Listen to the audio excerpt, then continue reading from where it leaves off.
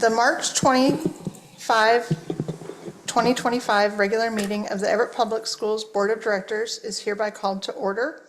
We'll begin with the land acknowledgement. Director Herman. We acknowledge the original inhabitants of this area, the Strohobes people and their successors, the Tulalip tribes. Since time immemorial, they have hunted, fished, gathered on, and taken care of these lands and waters. We respect their sovereignty, their right to self-determination, and honor their sacred spiritual connection with the land and water. In Everett Public Schools, we strive to create equitable outcomes and build a culture of inclusive belonging for all students, teachers, staff, and community. Thank you. That takes us to the Pledge of Allegiance. Please stand. And unless you're in uniform, please remove your hats. Pledge allegiance to the flag of the United States of America and to the republic for which it stands, one nation, under God, indivisible, with liberty and justice for all.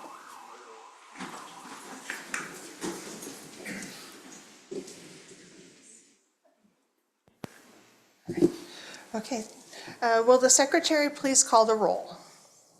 President Mitchell. Present. Vice President Herman. Present. Director Revelinsky. Present. Director Atkins. Present. Student Representative Kink. Present. Student Representative Covarrubias.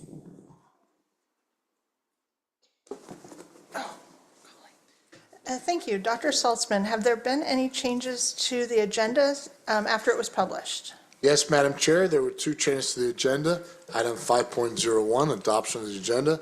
The timing sheet was corrected, and item 12.02, dual credit program update, slide in the presentation was corrected. Thank you. Thank you. That takes us to section 6.0, recognitions, our very favorite part of our meetings. Oh. Thank you. I got so excited. Sorry, because it is my favorite part of the meeting. Is there any objection to the meeting agenda being adopted by general consent? Seeing none, the agenda is adopted by general consent. See, I appreciate that because I love the kids. Ms. Weinberg, would you please introduce our February core value champions? Good evening, President Mitchell, Board of Directors, Superintendent Saltzman, and Student Representative Kink. Thank you for your time tonight to celebrate our February core value champions, where we are highlighting the core value of integrity. Each school in our district has chosen a deserving student to honor. Their names have been displayed on our website for recognition. This evening, though, we are honored to have core champions representing 4 of our schools here with us. The principal from each of those schools will introduce their students and explain why they were selected.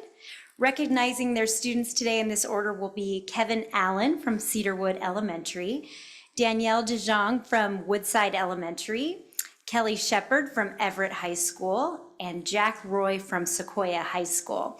So I will ask principals after you come up and recognize your student that you just step aside, and at the end we'll get photos, and families, you are welcome to come up and get all the photos you want as well. So I will have Kevin Allen come up and his student.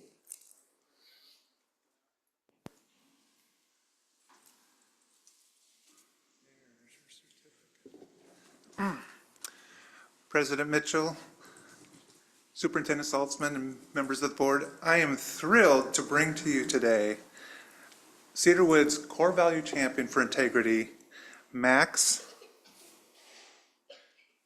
right there, they can see you. Manglamat. He is a 3rd grader in Miss McMullen's class at Cedarwood, and Miss McMullen came to celebrate with him.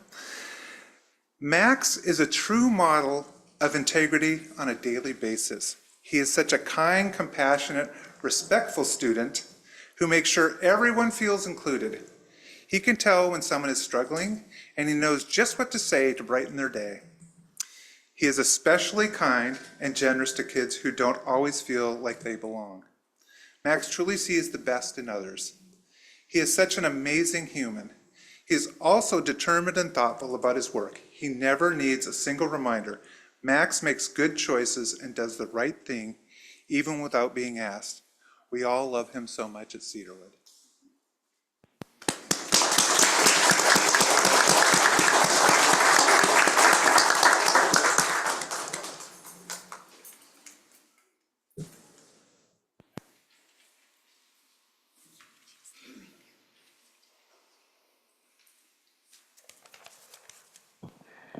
Good evening. Thank you, President Mitchell, Board of Directors, Superintendent Dr. Salzman, Student Representative.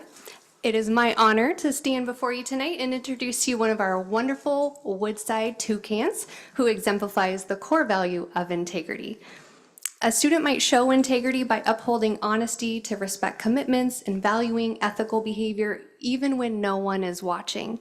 In room B4, Natalie is a student who stands out. In the classroom community, Natalie will always be that student who owns her actions. She understands following expectations upholds a very strong level of trust. Natalie always ensures she's ready to listen the first time when asked. She helps any person in the classroom that might need it, regardless if that student might be upholding the same values, and she helps nudge them along to shift their thinking. Natalie follows through with her word and never leaves others out. She has helped create a safe space. Thank you, Natalie, for making our small community of the classroom a trusted place to learn. Way to go, Natalie.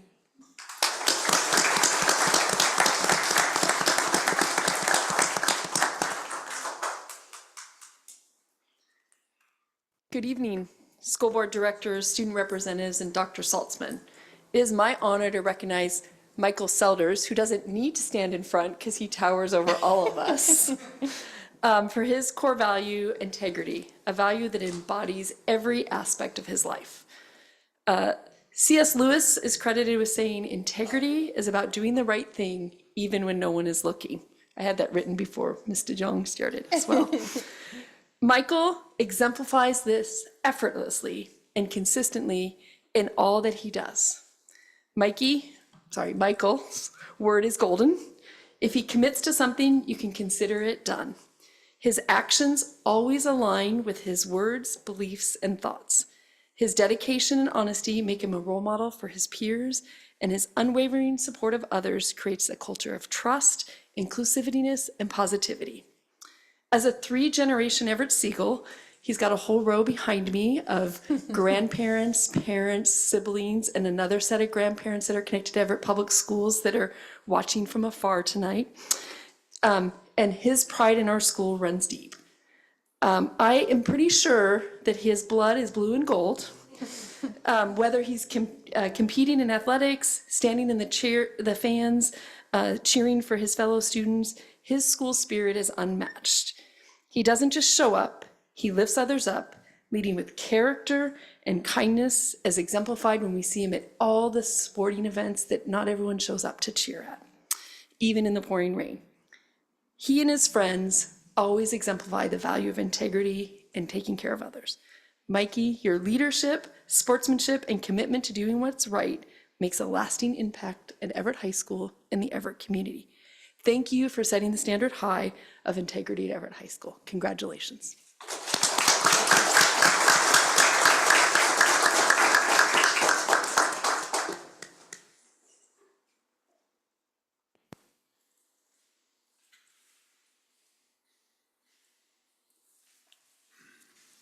President Mitchell, Board of Directors, Dr. Salzman, it's my pleasure to introduce Carly Ann Albers for Sequoia's Student of the Month, who embodies integrity. I could say a lot of things, but I want you to hear what staff had to say about her. Carly embodies the value of integrity in multiple ways. Carly never gives up. As her advisor, I have witnessed her struggle and get overwhelmed, but comes back each day ready to try again. She is determined to succeed academically, and I am confident that she will graduate high school with pride. Additionally, Carly demonstrates integrity in the way she advocates for others. She has a very strong moral compass and doesn't shy away from interrupting anyone who is acting disrespectfully or in a way that would hurt another's feelings. Carly was an easy pick for this month's theme. I feel she embodies the value of integrity each day, and I am continually impressed by her. Carly Ann Albers.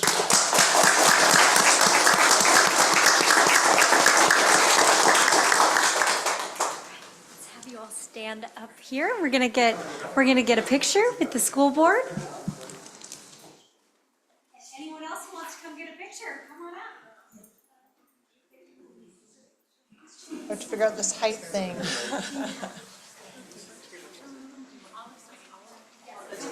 Yeah.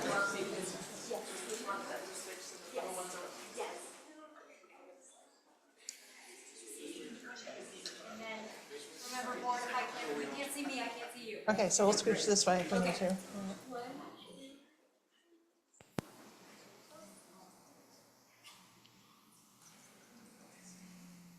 We'll stay here until all the cameras are done.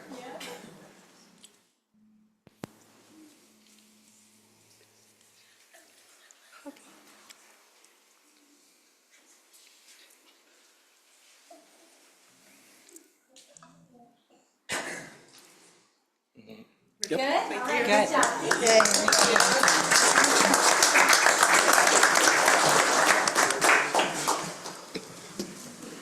And as much as we like having guests at our meetings, families, you are free to go and enjoy this lovely evening. So that takes us on to section 7.0, the superintendent's report. We'll wait a beat for the noise.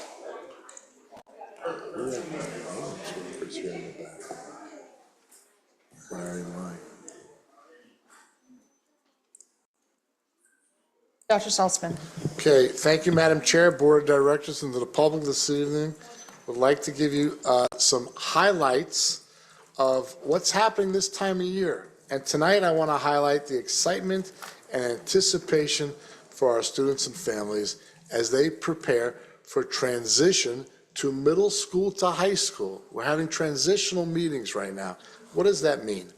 Well, moving up to a new school marks a significant milestone in a student's academic journey. And we recognize the mix of excitement and nervousness that's going to come with that transition.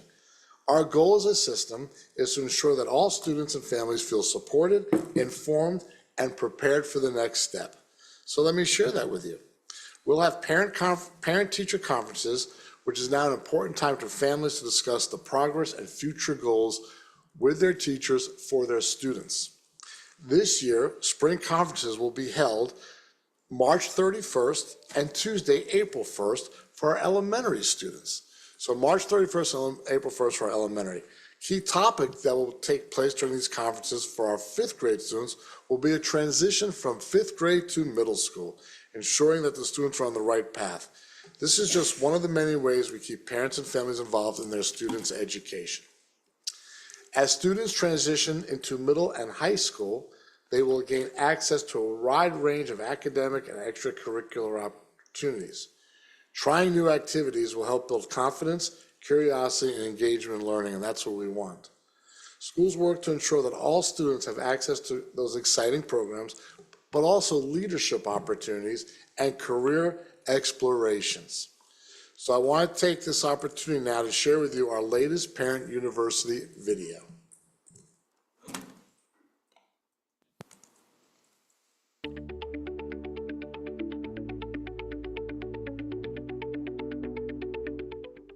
As a parent, watching your student transition from elementary to middle school is a big milestone.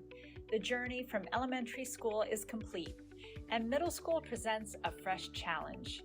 It is the start of a new chapter, and with support and preparation, your student will not just manage, they will thrive. In middle school, your student will encounter big changes. They will navigate a school with many teachers, each with their own expectations, and manage different subjects with more complex assignments. But don't worry, this is the perfect time for them to develop the skills they will carry throughout their academic life. One of the biggest differences is how communication with teachers works. In elementary school, your student had one teacher who handled everything. Now, they will have several teachers for different subjects. They must learn how to manage these interactions, and you can play a role in helping them develop the skill. Please encourage your student to be proactive and contact teachers when they have questions or need help. This is a new skill, but it's essential for success in middle school. Whether speaking up after class or sending an email, learning how to communicate with teachers early is vital. And as a parent, the district's communication platform, Parent Square, makes it easy to communicate directly with each of your students' new teachers. Another important change is learning to stay organized. With 6 different classes, your student will be balancing a variety of assignments and tests. It might feel overwhelming at first, but with practice, they can manage it. Help your student get organized by setting up a schedule or planner to track important dates and homework. This is the perfect time to teach them executive functioning skills, like planning ahead and managing time, which will serve them well throughout middle school. Grades are tracked more formally in middle school, and your student can check them regularly online. This new system helps them understand how they are doing and where they might need to improve. Make reviewing grades a regular habit. If your student sees an area where they are struggling, it is a great opportunity to intervene early.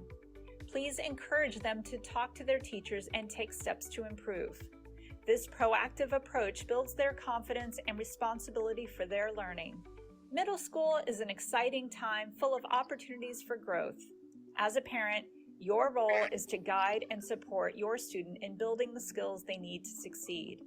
Remember, the transition may be challenging, but it's also the beginning of an exciting new phase. With your support, your student will have the tools they need to navigate middle school with confidence and success.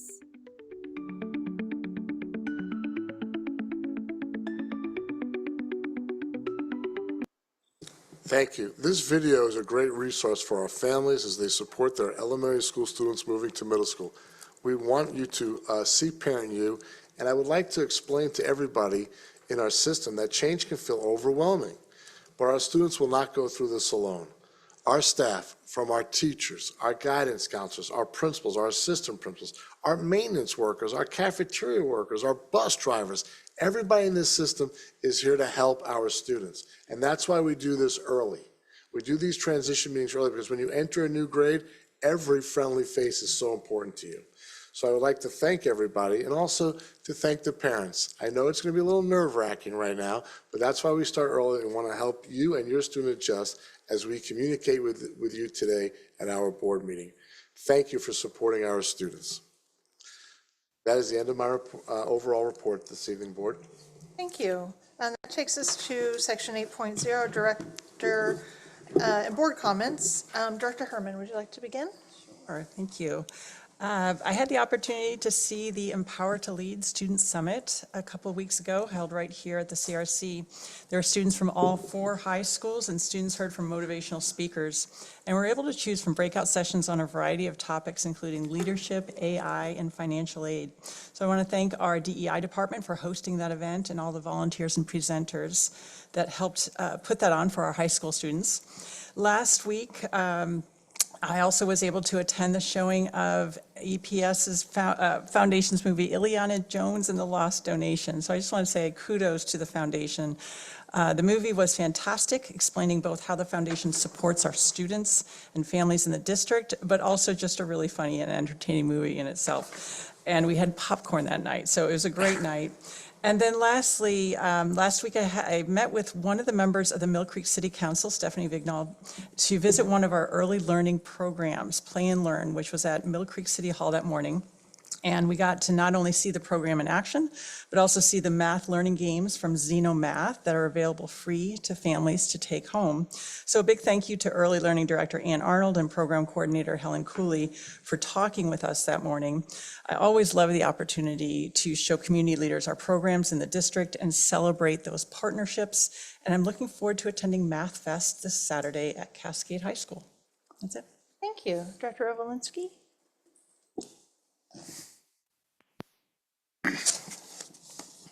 Okay. I would like to start by congratulating the February Core Value Champions. I think integrity is really, really important for our students, especially with the advent of AI. Really, it's important for all of us to have a strong moral compass and to take the high road. So congratulations. I also attended the Everett Public Schools Foundation event. I thought it was incredible.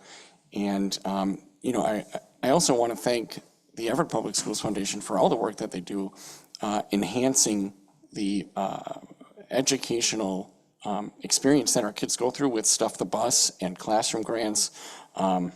They make a huge difference.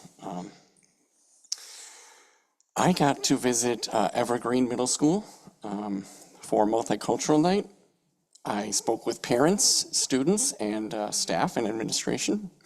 I was proud that students came up to me to talk about student discipline, and I also heard about the decline in violent events at Evergreen Middle School by 37%, which is incredible. And I really want to give them a shout out, everyone at Evergreen, for making that happen. I have a couple quick comments on the consent agenda items that are really important to me. I am super jazzed about approving the access control at Cascade. That is, I think, universally appreciated, and people are glad that it's in place. And it's important for the safety of our students and our staff, and Cascade has a lot of guests too. And then finally, I was really jazzed to see the encumbrances go up in the capital projects fund by about $5 million. I know what that means, but really glad to see investment in our facilities. I think it's really important for the community, for us, for staff and students to know that the community cares about them, and we want them to have really great facilities. So that's it for me. Director Atkins? Yeah, I don't have too much to share. It's been a really busy time with the legislative session, other things in my day job. But over the past few weeks, I got the opportunity last week to attend the Everett Public Schools Foundation. I think it was the matinee on Friday, and had a great time seeing their film, and just want to thank Everett Public Schools Foundation for all the work that they do. I was impacted very positively by them when I was in high school. They helped pay for my SATs. They helped pay for my college application, my ASB card, a whole bunch of stuff. So they do really great work, and really glad to have supported them. So. Representative Kink? Hi, everyone. I'd just like to note that, usually in the past, I feel like March is a brutally long month for students and teachers, but I don't know what it is. Maybe it's senior year, but I've been sensing really high morale, and I feel like the month is kind of flying by. Weather's getting nice, and students are looking forward to spring break, so I'm glad we kind of are making our way through the slow days of March. This last week, Dr. Saltzman made an effort to have breakfast with each of the high school's executive ASBs and kind of talked about leadership and what we do in the school, and also gave us some input on leadership advice to kind of end the school year strong and just keep a good touch on the leadership and overall energy of the student body. And aside from Dr. Saltzman, I'd also like to compliment all the admin in the district and honestly all the teachers, because I feel like those connections like that of admin and you guys talking to the students and getting your way around is really beneficial for students to see more of a human side of the work that goes into the district and the schools that they go to. So just thank you for another one of those opportunities. And finally, if you haven't been able to make your way to the Jackson play, they've put a ton of work into it, and I heard this one's really good, so go check it out. Thank you. And my husband and I we were like, oh, we missed basketball games. And then I saw the flyer at Town and Country. I'll be out of town this weekend, but I told my husband, he's like, oh, I said, I know something you can do this weekend. So hopefully he'll be there. Okay, so I had the pleasure of having lunch at Cascade with the DEI leaders. And for Area 1, I enjoyed food prepared by the students. And I felt it was a little bit like Top Chef, because they came out with one of their teachers and presented their food and their why behind the food, or why they were in the class. Of course, we did not judge anything. We enjoyed it thoroughly, and a lot of people had seconds. And then, like was already said about the foundation event, and really I was a part of the foundation for a number of years, and just really appreciate the partnership we have with them, and really the community support. The stories that were shared by a lot of staff and students about the benefits, as has already been said, are just really, I think the community does benefit by having the relationship that we have with the foundation. So it's always great to see that. And hopefully I'll be going to some multicultural nights. I've got a bunch on my calendar, and I'm sort of blocking them off and telling people they can't take that time away from me. So hopefully I'll be at some of those. So that moves us on to section 9.0, public comment. Dr. Saltzman, are there any requests for public comment this afternoon? None at this time, Madam Chair. Thank you. Okay, that takes us to section 10.0 legislative updates. Director Rovalinski. Okey dokey. Today is day 72 of our 105-day legislative session. Not a ton of great news, but it is what it is. So since we last got together, the House of Origin cutoff passed on March 12th, and the next important date is April 2nd, which is the opposite House Policy Committee cutoff. Unfortunately, a number of bills that were important or are important to us died. What survives in MSOC, we've got the Senate Bill 5192, and that was heard in the Appropriations Committee of the House. So it's in the House now on the 19th. Special education, the increase in the multiplier, that's still alive, and it was heard in the House Appropriations Committee on the 19th as well. The Clean Buildings Act deferment, the Senate bill died, but the House bill is still alive, and it's scheduled in the Senate Environment, Energy, and Technology Committee on the 28th. The bond simple majority bill that was very important to me was marked off as X files, which means very unlikely to progress in this session. So in conclusion, in essence, many bills have kind of found their end, but we've got a couple more that are keeping going. So, the other thing is yesterday the state budget proposals from the Senate and the House came out. I haven't had a chance to look at it yet, but I hope to give you guys some highlights next time. That's it. Great, thank you. That takes us on to the consent agenda. Dr. Saltzman, have you received any questions about a consent agenda item? In this case, thank you, Madam Chair. In this case of this consent agenda, the Superintendent's Office received no questions regarding the consent agenda. Thank you. First, does any director wish to remove an item from the consent agenda and place it in the new business section of the agenda? Seeing none, is there any objection to adopting the consent agenda by general consent? Then no objections, the consent agenda is approved by general consent. That takes us on to strategic progress monitoring and the iReady winter diagnostic results. Dr. Bowden?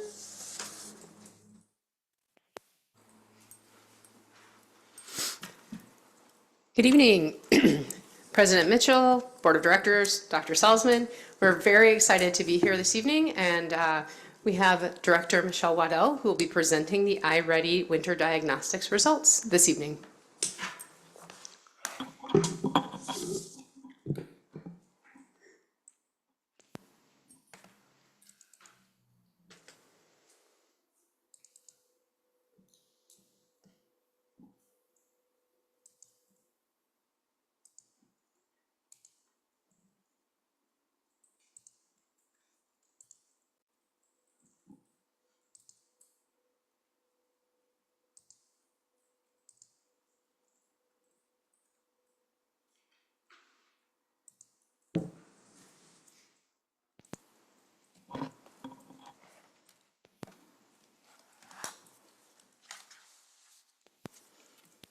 Good evening, President Mitchell, Board of Directors, Dr. Saltzman, Student Representative Kink. It is my pleasure today to start off our conversation about our iReady mid-year review. Today, we are going to look at performance on the student iReady winter diagnostic from multiple lenses. We're going to look at it from a fall to winter performance. We're going to compare our relative placement to the district, the state, and the nation. And we're going to look at growth. The majority of our conversation today is going to be focusing on student growth from both a typical and stretch growth perspective. Towards the end of our presentation, we're going to hear from our regional superintendents and some of our very own principals on how they take this data and apply it to action to meet the needs of each student. As you learned earlier this month, we have our comprehensive assessment system. As you see here, today, iReady's mid-year diagnostic is a benchmark assessment. We're halfway through the year. So when this assessment was taken, it's looking at that checkpoint of where are we and where do we need to go to meet the needs of our students. As you learned in our special session, just because it's a mid-year assessment, it's also a formative check where we look at what have we done well and what direction are we going to go. And as you heard, our principals later today will give you some tangible examples of how they're using this data to meet the needs of each student. Before we dive into our relative placement and compare ourselves to the district, the state, and the nation as a whole, I want to ground ourselves in what it means about relative placement and these different perspectives. When you're looking at the dark green with the dots, that means that our students have met or surpassed where they need to be at that grade level. The light green means early on grade level. The yellow with the striped horizontal lines is showing you one grade level below. They're approaching grade level standard. And then the two to the right, the red, that lets us know that more tangible steps are needed to provide support on key skills to ensure that our students can access grade level content and grade level learning. With that in mind, let's look at our students' relative placement compared to both the state and the nation. Notice the two areas where the district is with the blue border.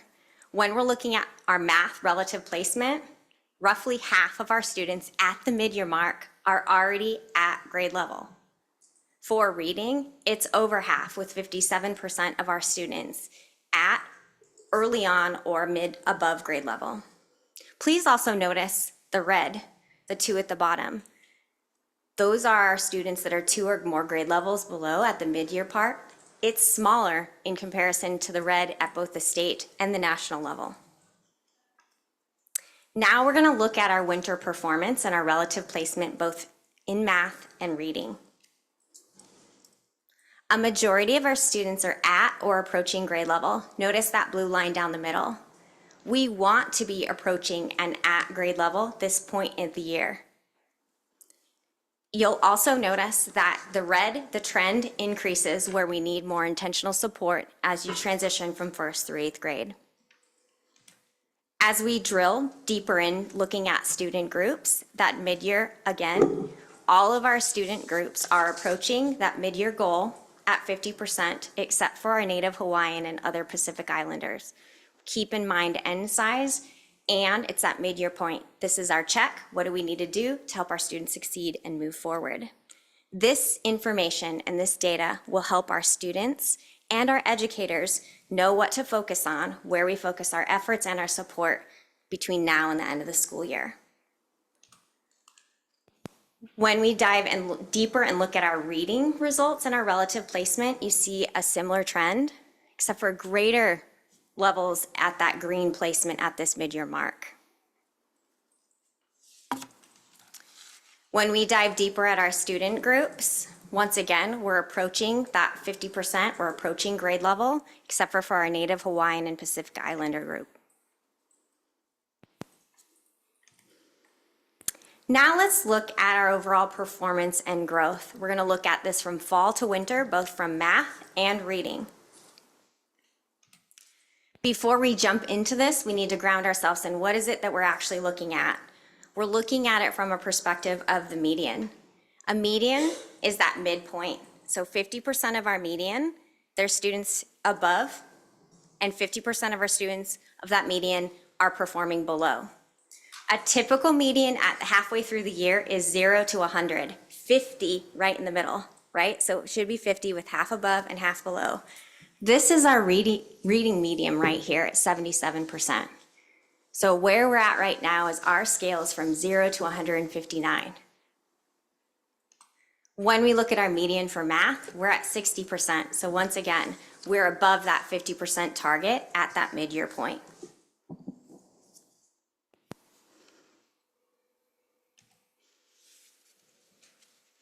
As you're looking at this chart, I want you to think of it from relative placement from left to right, and also from growth from bottom to top.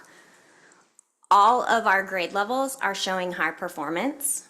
Our highest growth is in grade 1 with a median of 69% typical growth. Typical growth is what we expect to see in 1 year's worth of growth.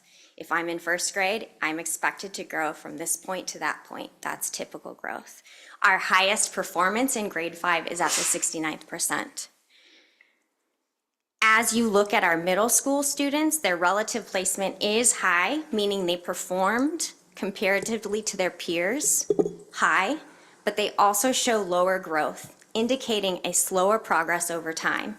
This trend aligns with state patterns and national trends, and it may be influenced by the developmental factors such as cognitive, emotional, and social changes that are crucial and critical at this time.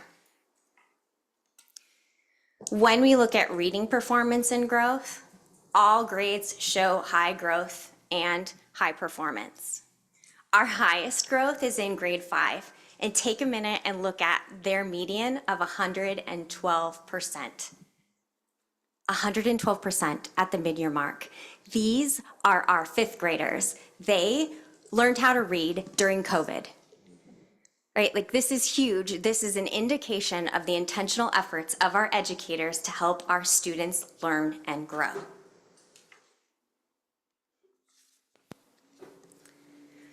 Now we're going to look at performance and growth from math, and we're going to look at two ideas and 2 perspectives of growth. We're going to look at Math iReady winter matched cohort. So it's the same group of students from winter to winter. This is the percentages of students at or above grade level and early on grade level. Notice fall and winter. Look at the blue arrows. You see blue arrows going in the exact direction we want to see. We see substantial growth when it comes to math from cohort data, fall to winter. When we look at middle school, we see a similar trend, that upward trend. You may be asking, what impact does this have on students? Well, I'll tell you. Let's look at individual students. We have literally 2,045 students improving for 1 or more grade levels. When you're looking at that left, at that chart, that's looking at the percentages of students who are below grade level, and they moved to early on or above grade level. 570 students went from below grade level to above grade level. 1,475 moved to early on grade level. And when you're thinking about that original fall placement of 2 or more grade levels below, this is the box in the bottom right. Look at those percentages. That is the percent of students who originally fell in that placement in the fall that grew and improved by 1 or more grade levels. We are reducing gaps. We are filling holes. And you'll learn more about that later from our principals on how they're doing that. Now let's look at reading performance and growth. You'll see similar trends at grades 1, 4, and 5, with fairly consistent results at grade 3 and 2. When we look at the middle school, we see growth in grade 6 and grade 8 with consistent performance in grade 7. And what about individual students? Look at this again. We have 1,837 students showing growth, okay? 594 grew from below to above mid-year or above. 1,243 are early on grade level. These are the trends that we want to see, and I can't wait to see what is able to happen between now and the end of the school year. And check out the graph on the bottom right with our students who are 2 grade levels and below. 59% of the students who originally placed 2 grade levels or below moved up by a full grade level. Now we're going to dive a little bit deeper into kind of typical versus stretch growth. You may or may not know this, but I'm a marathon runner. And when you're thinking about running, you're kind of consistent. And at first you have all this energy, but then when you get to like mile 12 or mile 18, you get really tired and you have to work harder, but you're going to get to that end part. I want you to think about typical growth. That's the typical growth of what you do in 1 year. And that stretch growth, it's attainable. You can get there, but it takes more effort, and sometimes it takes more than 1 year. On a national average, only 25 to 35% of students reach their aspirational stretch growth, right? That's that stretch, that make that full mile. That's what we're striving to, is to reduce those graphs. As a student, you're striving for that typical growth at the same time that you're going for your stretch growth. It's occurring at the same time. So when we dive into the data to look at typical growth and stretch growth, please focus on the top two bars, the top two graphs. Our math, our students receiving special education, this goes back to that median. Remember, median, we want to see 50%. Halfway through the year, we want to see 50% for our median. 55% of our students receiving special education are showing growth towards their typical growth. When we look at our multi-language learners, 65% of our students are showing progress towards their typical growth. That's above our overall. This is our intentional efforts to focus on student groups to help them achieve success and fill in those gaps. When you look at the bottom two, we're looking at stretch growth. Remember, that's that aspiring. It might take a couple years to attain. 1/3 of our students receiving special education services are making progress towards their stretch growth, and over 1/3 of our students, multi-language learners, are making progress towards their stretch growth. What about typical and stretch growth with reading? Our students receiving special education, 70% are showing progress towards growth. Once again, that's 20% above what we expect, which is 50. And our multi-language learners are at 76%.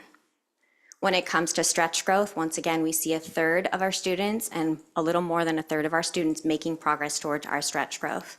Our educators use this data to focus their efforts to ensure that our students continue to learn and grow. Let's look at it from a different perspective. What you see here is that original fall placement. Remember at the beginning of the conversation, we have 3 grade levels or below, 2 grade levels below, 1 grade level below, early on grade level, or mid or above grade level. This is their original placement. You see the green bar?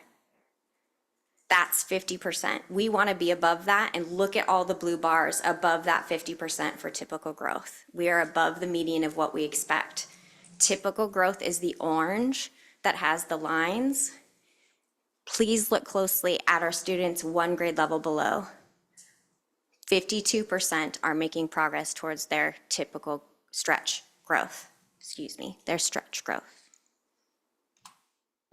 When we look at math and that median again, that blue line, our students are progressing above what is expected at the mid-year mark. And roughly 1/3 or more of our students are making progress towards that aspirational stretch growth. And now I would like to invite up Dr. Kathy Woods to our conversation as we transition to analysis to action.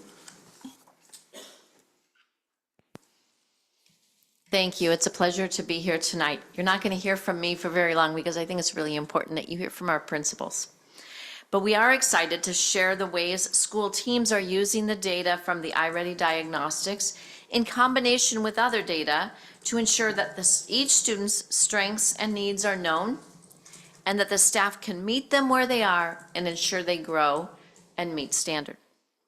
You've seen both of these graphics on this screen before. On the right, you see how the work of the principal and the school staff is nested in our strategic plan. The work that the principals will describe is in that 4th one down, that use in the PLCs, the professional learning communities, using data to determine actions. And then also the next step, making the instructional shifts in Tier 1 instruction and also in interventions. They're engaging in professional learning, implementing intervention cycles, and they are progress monitoring. The graphic on the left shows that continuous improvement cycle. They start with the key metrics, in this case, the iReady data and other achievement data. They move to analysis, planning, and then action. Principals lead their schools from analysis to action where they use the data from the fall iReady and other data to make action plans and get growth and increase proficiency for students. And then they do it again when they have the winter iReady. And so it's an iterative cycle. So I'm excited to introduce Darren Larima, principal of Jackson Elementary, to share the process there. And then following Principal Larima will be Allison McGregor-Forns, principal at Monroe Elementary. So they're here to tell you about how they use that cycle. So Principal Larima.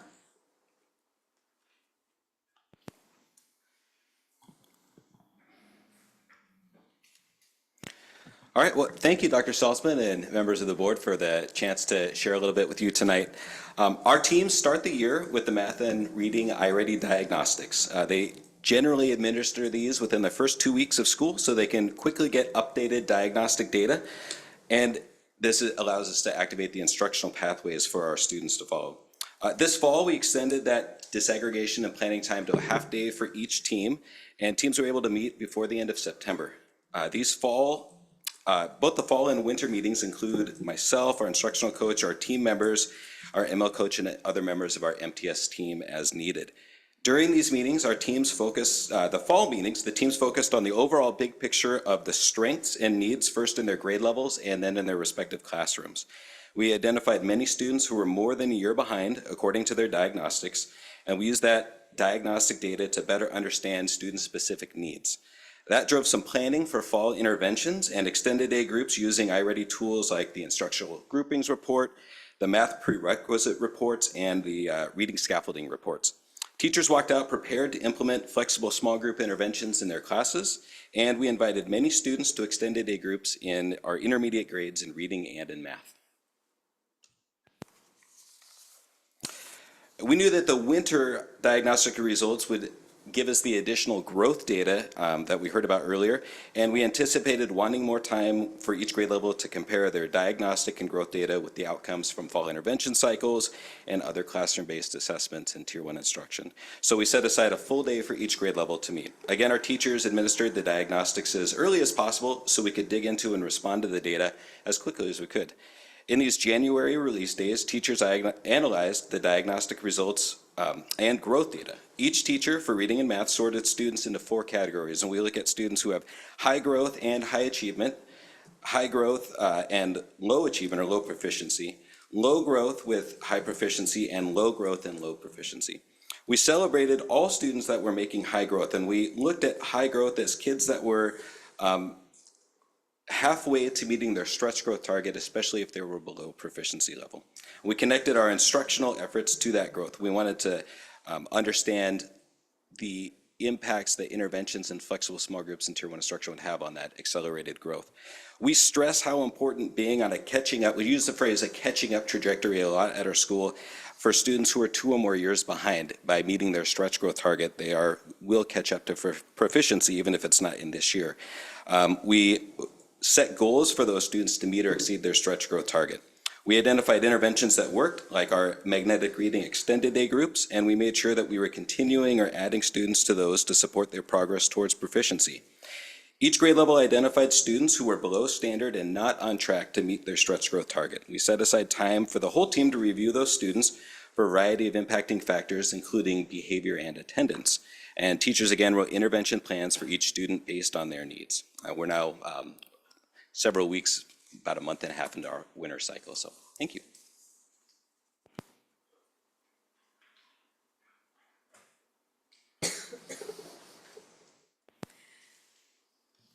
Good afternoon. Thank you so much for having me here. Thank you for giving me this opportunity to share how our Monroe team uses data to help strengthen student achievement. As you may know, this is my first year as principal at Monroe, and I've been so excited to be able to leverage our assessment data as a way to improve and build our community.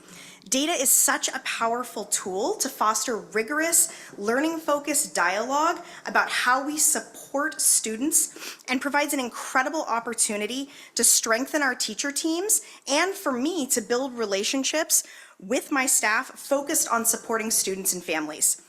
At Monroe, we have 2 sets of teacher release data days, once in October after the fall diagnostic, and then in February after our winter diagnostic, where teacher grade level PLC teams partner with our instructional coach, our ML coach, and myself to analyze a variety of data and in turn plan supports for our students. We follow, I apologize, I've been a little sick. So we follow a protocol that uses iReady proficiency and growth data, classroom assessments, and the teacher's observations to discuss both the grade level as a whole and individuals to then identify those students who need extra supports. We discuss everyone as a group because they are all our students, and that's really how our teachers approach it at each grade level. And we are collaborating together to develop plans for individual students so that they can move forward and progress in their learning. So those plans include in-school flexible targeted small group time, which is protected on our master schedule and is supported by both certificated staff and our wonderful paraeducators. This small group time is utilized school-wide in every classroom in every grade and allows us, and the data from iReady and our curricular assessments allows us to strategically make decisions about groupings and the frequency with which they meet according to need. And those are the decisions that are made at those data meetings. In addition, we also plan for our extended day opportunities, which are taught by certificated staff, and that provide additional instructional time at the students' targeted levels. These sessions run about 6 to 7 weeks, and we were able to support 40 students in the fall and then expand that programming to include 68 students in the winter. And the sessions started just last week, so we are off and so excited to be rolling as we head into the end of March and really deep into our spring learning. So we're really excited about all of those offerings. Thank you. Thank you, Principal Larima and McGregor-Fornes. This section was titled Analysis to Action. And as we hear our principals describing how they are using, how they've been using data, I hope we're all hearing really explicit, targeted actions that are directly connected to students' learning and with urgency and specificity. And we appreciate that. We're proud of that work. I also want to point out how many times did our principals, when they were describing, did we hear the word we? We are doing, we are working in our PLCs as a team. This very team-based approach is a big part of our ingredients. So when you look at this last slide, this is our continuous improvement cycle, and you see this nested approach starting at the strategic plan, and it nests all the way down to high impact for closing gaps. Really listening to how our principals describe is that PLC section, the professional learning communities, to determine those actions, and then instructional shifts. We heard that. We're going to run these intervention cycles in these ways, extended learning. We're going to maximize our targeted flexible small group time. And then we're going to track it, and we know what we're shooting for. And then those actions really lead to the closed gaps that we're all working toward constantly. And just one other point and to emphasize, the iReady assessment is unique because it's real time during the school year, and it provides data. You heard from Director Waddell, we get the results in terms of the proficiency levels, but we also get the prize of growth data. So even if you're behind, or even if you're above, we want to know if you're learning. That catch you up, accelerated, stretched learning. And that growth data is hard to come by. It's not readily available in our common assessments, and so the power of iReady is really strong because it gives us that growth data to measure every student's progress wherever they are. So thank you to our principals for describing and demystifying how we use these data in our schools to positively impact students. And I will turn it back over to Director Waddell for questions. Thank you. Are there any questions or comments? Director Herman. All right, great presentation and great data. I'm particularly excited about looking at interventions that we can then start seeing which ones are working for schools, which ones aren't. So whether it's extended day groups, small group time, all of that, thinking also to essential best practices of what we want to be working on in the district. So that's exciting to me. Curious, we were mentioning that elementary schools are going to be having parent-teacher conferences coming up. Do we use the For Families report within iReady? Yes, we do. Okay, because that's that component of a lot of the work, right, is getting those parents on board to be the partners in that, especially with what can be happening over breaks, summer, things like that. So making sure that is going back for that support. Can students access iReady outside of the school day for elementary? Yes, they can. Okay, so is that sort of a structured part of that intervention is really helping students use it outside of school time? Okay, perfect, thank you. Excuse me. I thought that was a great report and presentation. You guys may know that I tend to pore over these things, and I noticed that over last year there are a number of dimensions that the assessment is even better than last year. So really awesome. And I also noticed, of course, that the colors were more accessible to those of us that are color deficient. So I thank you for that. And then finally, the more I hear about PLCs, the more I love them. So thank you. I just want to say thank you. This is really exciting. And, especially since we were recognized just a little bit ago about how we have, met or exceeded our pandemic goals. And just a big thank you to all the teachers, all of the principals, all of the paras, all of the specialists, because it really does take a we. So thank you so much. Thank you. That takes us on to the second quarter financial report. Am I right? Did I? Oh, I skipped ahead. Trying to get ahead of myself. So thank you so much. Ms. Willard, dual credit, and I really like your voice in that video. You weren't supposed to recognize my voice. I know, I'm sorry. I'm kidding. Oh my gosh. That's not what I wanted to open.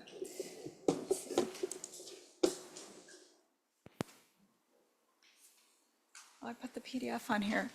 Hold on one second. I'm sorry. This is a moment I didn't realize. I put the PDF or not.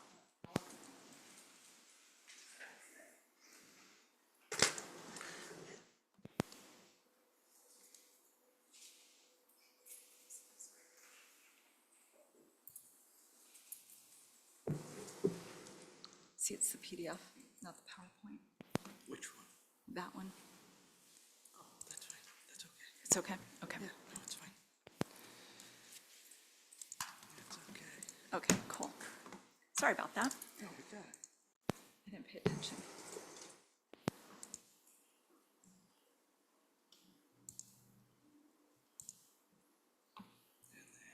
Close that.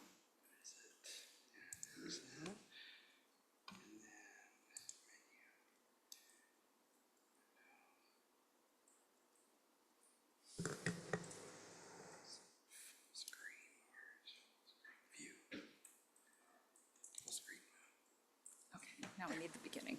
All right. All right, don't get dizzy. All right. I really didn't notice that. Okay. Good evening. And I'm so glad to be here this evening. Thank you for having me to share our dual credit program update. President Mitchell, Board of Directors, Student Representative Kink, and Dr. Saltzman. This has been an annual report, and it's a great opportunity to look at all of the rigorous programs that we really offer in our high schools. So with that, this evening, I'll have an opportunity to share with you our dual credit programs and completion rates. I'll describe to you our advanced placement program, our college and the high school program, our career and technical education dual credit program, and running start programs, as well as those completion rates. And then we have a unique opportunity, because I haven't done this before, to share our post-secondary enrollment outcomes by dual credit type. So this is data that we were able to ask for and receive based on last year's presentation and some of the feedback during that presentation, and share that with you as well. So with that, this presentation is really focused on the strategic priorities of reducing gaps and then also ensuring that students are prepared to succeed in college and career. You may already know a lot about dual credit programs, but just to set the stage for what I'm going to share, dual credit programs are programs that offer college credit and high school credit at the same time. And there's 3 general categories for this. The first is credit by passing a college course. And so this is typically our college and the high school program, where students are in a high school class, and it's also offered for college credit. And also Running Start, where students go to the college campus and they earn college credit, and they're also earning high school credit by nature of that. The next way is through credit by examination. There are many types that fit under this. We offer advanced placement courses through College Board. Students who earn on the test, the exams that will be here in May, right around the corner, a 3, 4, or 5 may be eligible for college credit depending upon the college that they attend. And then the last type is credit by articulation. So this is an agreement that happens based on the course outcomes, and that is our CTE dual credit program. So 3 big buckets for things that we do interchangeably all the time. So with that, there are many advantages to being part of a dual credit program. First of all, we really look at the financial savings that can happen for students depending upon the courses they take, the college they attend, and just how they navigate systems. But certainly that is a key feature. Another piece is really easing that transition into post-secondary options. It gives them their first taste at what it might be like to go on to college with those experiences, with the expectations that go around that. And the next up is just that motivation. When you realize that you can complete a college level course while you're in high school, that sets you up for real success when you are graduating and considering your next options. We also look at just exploring future interests. So by looking at different ways of learning, lots of different topics, content areas that are covered, these are all ways for students to look at their academic and career paths when they graduate. And then finally, this is sort of added value, but it certainly is a really practical value. Many of our options really offer students an opportunity to complete their graduation pathway, because if you look at that list, separate presentation, there are many ways that dual credit actually presents opportunities for students to complete their graduation pathway and then basically close up their portfolio needed to graduate from high school. So tonight's data is a compilation of lots of different pieces, most of it coming from the Education Research and Data Center called ERDC, and also OSPI Report Card, which is really our own data shared out and presented out. We also have eSchool enrollment data, and then I mentioned that there will be a little addendum here at the end of the presentation that is really focused on ERDC data that we've requested. So our dual credit course completion rates, and not just ours, but the states, have been on a slight upward trajectory. This last year that was reported was a slight decline, but overall we're matching the state's overall rates and have seen overall, even if you look beyond these years, increases year over year. There's some variation here and you can see that, but that's about a smaller number than the state might present, with lots of different opportunities for students to participate in dual credit. If you look at the same data and break it out by the 4 different groupings that we have, advanced placement, college and the high school, CTE dual credit, and Running Start, you can see some of our patterns. About 1/3 of our students are participating in advanced placement. There's some variation year to year. College and the high school is an area where about half, actually more than half of our students are participating. This is an area of growth for us. About 8% growth over these 5 years, and over long term, we've really been making sure that our teachers, our courses are aligned with the colleges and giving those opportunities to students in our schools. About 1/5, a little bit less, is our CTE dual credit program. Our CTE program overall, even though there's a decline here, is very much growing. It's very large. Some of the CTE dual credit classes that you saw actually have moved into other categories. So college and the high school is where some of those courses have started to arrive. So we definitely have articulation agreements still can, persist, but some of the same CTE dual credits are now offered for college and the high school because it's free to students, and also we don't have to pay for it. And our teachers are very aligned with that. So you see some fluctuations in how those are offered. And then we saw increases for the 23-24 school year in running start, but consistently we see high numbers of students participating and some increases. And you'll see I have a little preview from this year that's not quite in this data where we see a little bit more in terms of running start.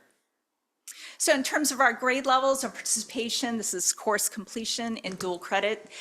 You see an upward trajectory in terms of the grade levels. Obviously, Running Start is only available to students who are in 11th and 12th grade. That's where you see those larger numbers. You see fluctuations year to year in terms of participation. You're going to see that as we get to 11th and 12th grade year, we see a little bit of decline from the previous years, but these are scattered across different courses, not one in particular. You also see an increase in 10th grade there. That is mostly AP World History, which had a larger boost in that school year than it did in the years before. So you see these fluctuations happen year to year. Students get to choose based on their interests, and you see them navigate to those things in groups of students. With that, the same data shared in terms of gender. So what you see here is some real progressions. You see steady course completion for dual credit in terms of female students. We see great variation when it comes to students who haven't identified their gender here because it's a smaller group of students that we're talking about. But I want you to notice that our male students have actually caught up closely with our female students. So over these last 5 years, we're seeing increases in that area. That is where we're seeing more college and the high school, more CTE dual credit courses that address students and their diverse needs that are male. So we see some of those changes happening in college and the high school that are actually showcasing some of the very coursework that some of our male students are more interested in.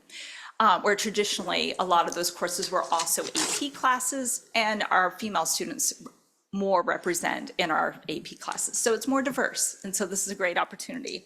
And just seeing them that close has been a great and slow-moving change. This is the same data presented by race and ethnicity. We see some similar patterns that we do to much of our data, even the iReady data, in terms of areas for growth and some of the groups that stand out in terms of their participation. So with that, you see students participating overall in the mid-60s. Our outlier are our Asian students participating about 15% higher than other groups. And there's increases, but fairly level in terms of our Asian students. And then fairly level in terms of our students who are Hispanic. This is a group of students that we continue to want to support and make sure that they have opportunities for growth. You'll see in our post-secondary data, you'll see in our graduation data, this is a group that we spend a lot of time ensuring that we support through the whole way through our system, high school and well before. And then if we look at the same data through a program lens, what you'll see is that our multilingual learner students are participating at about the same rate. There was a decline, but not in any particular program. It was just student choice in terms of students with disabilities. And then we saw a huge increase in terms of students qualifying for free and reduced meals. And in that area, what you will also notice is that a lot more of our college and the high school classes are being, including students who may not have selected them before, who didn't think that they could afford them. This would be the first year where we saw tuition-free. Remember, this is our second full year of tuition-free college and the high school. So we've seen increases in students really wanting to choose those classes and participate in them. And I think we'll continue to see growth in that area as a result. So just to give you a little bit of background on advanced placement, it's a College Board program. Some great things about it is that it's consistent in terms of its curriculum, what's offered to students, what the content is. And then we have this great measure that happens in May every year for about 2 weeks where we have a consistent exam. And so students are being measured in the same way, no matter whether they take it with us at any of our schools or if they're anywhere in the country or across the world. So this makes it a very reliable source for gathering information about student success. Students are eligible for college credit if they earn a 3, 4, or 5. It very much depends on which college they end up attending. It is free to students. There are fee waivers if a student meets their family income levels. The tests themselves, though, most students are paying for. It's $99. And then for AP Seminar and AP Research, which are special exams, they're basically a lot of writing and presenting, are a little bit higher at 129. We have a robust advanced placement program and a sequence of programs that supports this. And it all starts with our pre-AP English courses. We offer pre-AP English 1, even in 8th grade for students who choose to take it at that point, or if they take it in 9th grade, and then our pre-AP English 2 class. This is offered to all of our students, and they really participate in it. This allows students to develop the skills, the ideas, the practices that you would see either in advanced placement classes, college and the high school, or any of our rigorous course taking. We have 29 AP courses that we offer across 7 different content areas. And then the culmination of our AP scope and sequence in high school is really our AP capstone diploma. And so it is a matrix of different AP exams. First of all, a student has to complete 4 AP exams, whatever choice they want to make on those, and receive a 3, 4, or 5. And they must take AP Seminar and AP Research and get a score of 3, 4, or 5. So students who meet this threshold have taken at least 6, I almost said 16, that is not true, 6 AP exams. And many have taken many more. So in last school year, we had 59 students who met that achievement. And we had several students, also 38 of them, who actually completed the AP Seminar and Research Certificate, which means that they got a 3, 4, or 5 on those 2 courses. And then they did not quite meet the threshold of having 4 other 3, 4s, and 5s. These are monumental achievements for students, a really high bar. We also have a lot of support for our advanced placement program. We offer teachers the opportunity to be AP readers. This means that they are selected by College Board to participate in actually scoring AP exams. They always tell me it's the best professional development they ever received. They can practice what they learn as they go through the scoring. Last year, we sent about 15 teachers to different AP readings, different areas, different content areas. We also have been offering now for 8 years AP Summer Institute. It's a core piece to our summer professional development. It is online. We are going to be offering 11 sessions. We had 10 last year. We're adding AP African American Studies this year. This is very well attended by our advanced placement teachers, but it's open to teachers across the country. And actually it's worldwide because we had someone from Rwanda and someone from China and a few other unique places who also attended. We are one of the last AP Summer Institutes of the summer. So we typically are capturing teachers who are newly hired or have moved to a new location and need to be trained for what they're about to teach. So we get a whole mix of different teachers in that group. We also use AP Potential, which is actually a data tool that College Board offers that tells us and generates letters and some other communication that says if students have taken the PSAT and based on their PSAT results, which AP courses they might be a good match for. And so we use that to encourage students to consider taking advanced placement courses. We have more work in this area where we actually support students and encourage them to take advanced placement courses. We actually are moving further in this where we actually do more outreach for college and the high school because now the barrier isn't there in terms of paying for tuition. But we've had a partnership with an organization called Equal Opportunity Schools now for 11 years. The work that we do together is to gather survey data from students and staff to find out their interests, their assets in terms of their learning and their future aspirations. We use the data that we have from the PSAT, course taking, test scores, and so forth. And then we use all of that to create, and they do this for us, to create insight cards, which there's an example here, where it tells us students' assets, their mindsets, what are some great features that they are sharing with us that would be great for them to build on. They tell us about barriers to perhaps taking some of our most rigorous classes, and we are able to talk to them through that.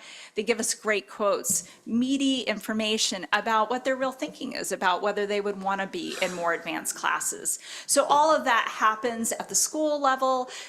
Counselors, trusted adults, teachers sit with students and talk about what their course taking is going to look like. We talk about transitions every year for every grade level. We have different kinds of transition events. This is a key piece, especially as we move through the high school years, in terms of making sure kids know that not only is the course open, but they belong, and we want them to take those classes and that we will support them.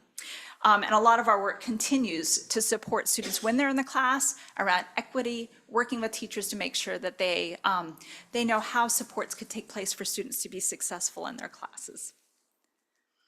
I'm going to move to college and the high school. I've been highlighting it a lot of growth in this area. Our college and the high school courses are taught by high school teachers.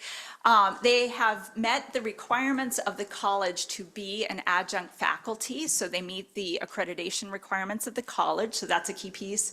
And they have college level material being taught in their course. So college and the high school is a combination of the teacher meeting the requirements and the course. And that's why it's set up teacher by teacher because of how it has to be constructed. There's no cost to students to participate, which has been a real great feature of the last 2 years. We have lots of college and the high school going on. We have 4 different agreements with different colleges. We keep growing. Everett Community College is our largest partner, 35 courses, 74 teachers, and you can see the data there. UW in the high school has been one that we have also had consistently for many years with 7 courses, 16 teachers. One of our more recent introductions in this area has been Intro to Data Science, which has been well attended in terms of school, but added another 3 teachers to this group. Edmonds College has been a great partner for us. And then this year we added Eastern Washington University. And the reason why we add on is different colleges have different course offerings, so it allows us to expand. Also, they have different requirements for their teachers. So teachers who may not meet the requirements at one college can meet it at another. So this is a great advantage for students to have opportunities to earn that credit. Also, out of all these courses, 20 of the courses are also advanced placement courses. So you can see where a lot of the state doubles up and gets even more complicated, but quite a few of our college and the high school classes are also advanced placement courses. So students may choose to sit for the exam or purchase, or they don't have to really buy it, sign up for the college credit, or both. And in many courses, it is both. With that, our CTE dual credit program is also a great program for students to participate in. It's typically vocational in nature. It's really based on the course outcomes and an agreement between a school district and the college. It is no cost to students, but our district actually pays a small fee per student per class. So students are encouraged to take the college credit. It is no cost to them. And lots of other areas that actually fulfill our larger portfolio of different choices and high school students may have. But like I was saying, some of the CTE dual credit classes overlap. They aren't taught at the same time, but many of them have now become college and the high school because the teacher or the course match those more closely than the articulation agreement. So just more opportunities for students is how this shows up. We have 3 CTE dual credit articulation agreements. Our largest, not surprising, is Everett Community College. Some of our key classes like College and Career Readiness Seminar that all of our seniors take is one of the key pieces there. Shoreline Community College is the college that offers our automotive technology and our biotechnology, and Skagit is our third. So AP Computer Science A and Computer Science Principles, which also in some sections are offered for college and the high school, but you could see the AP overlap there as well. And then Running Start. This is when our 11th and 12th grade students go to the college campus. Some students are on the pathway to not just finishing high school, but going on and starting college and sometimes getting as far as earning their associate degree. Students don't pay tuition, but students and families do have to pay for fees and textbooks, which is one of the key pieces to Running Start. We always have to make sure we inform them. This is a program that's also been changing by the state over the last few years. Students can start a little bit earlier. It's still 11th and 12th grade, but over the last 2 years, students have been able to participate in the summer leading into their 11th grade year. And last year, they extended it so that students who were graduating on time could have an additional summer to complete their associate degree. So Running Start, like all the other programs, keeps growing and changing and adapting, trying to make it really accessible for students to get a credential from the program. So with that, I focused earlier on the 23-24 data, but this is really a showcase on this year's data. So for this year, we saw 59 more students participate, and we see a similar layout in terms of what we would have seen in previous years. About 64%, it was 65% of students are part-time. Full-time enrollment is about the same. So higher numbers are going to show up in the presentation next year overall. And with that, we have students participating in some of the same schools that we see across the board. Everett Community College is our largest partner in terms of this. Of course, as the location matters. Cascadia is another one that hasn't really shown up in some of the other pieces here. 40 more students are in this data than they would have been in the year before. So this is an area of growth. Students who are participating in the Running Start program at Cascadia are also benefiting from looking across the campus at the University of Washington Bothell. Some of them are leading into credits that they may end up being at Cascadia and then going to University of Washington Bothell or any of the UW campuses, and Edmonds College. And then we have a few other colleges represented this year where students are participating in Running Start. So with that, I'm gonna pivot, and these last few slides that are data-based are really focused on post-secondary enrollment rates. So just to set the stage, what you see when students graduate is that almost all of them participate in dual credit. At amazingly high rates. So it doesn't mean every year they're participating, it doesn't mean they participate in all of them, but at some point they participated in some kind of dual credit. So 98, 97, and so forth are the percentages. For the next few slides, the focus is going to be on the class of 2023, and that's why it's circled there. But I'll share with you as we go forth. So this is the data that we were able to ask ERDC for. They put out a very large report that was based on the state and their post-secondary enrollment rates based on dual credit types. But what wasn't available, which is why it was a special request, was data based on a particular school district that drilled in. So they were able to share back this data. So this is the most recent group of students for which we have post-secondary enrollment dates, because they would have started in the fall. Or a year ago fall, I said that wrong. And our general post-secondary enrollment rate for the class of 2023 is going to be 62%. And you can see that because we had participation rates at 98%, it's only slightly higher when you talk about going on to post-secondary. And then even for the students who didn't participate, we're talking about 5 students who still went on to one of the post-secondary programs that's calculated in their data. And that would be a technical program, a 2 or 4 year, either in-state or out-of-state program. So we're seeing high rates even show up there. And this matches basically the data that you would see across the country, where the average rate is about 62%, just to give you that as a benchmark. This is probably the highlight of the data that was shared back.